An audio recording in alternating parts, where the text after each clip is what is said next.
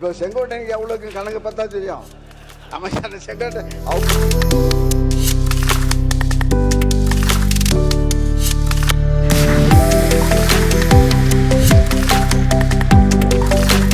அதை தாங்கி ஒன்னொன்னாக இன்னும் சொல்ல போனால் இங்கே இருக்கின்ற அமைச்சர் பெருமக்கள்.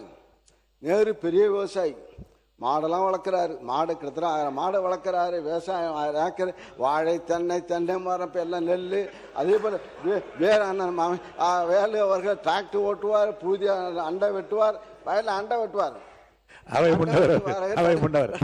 நீங்க செங்கோட்டையனு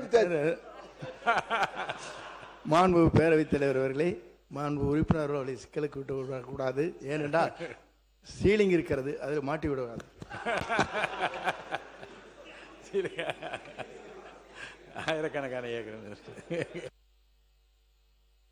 அப்ப இருந்தது. இப்ப செங்கோட்டைக்கு எவ்வளவுக்கு கணக்கு பார்த்தா தெரியும்.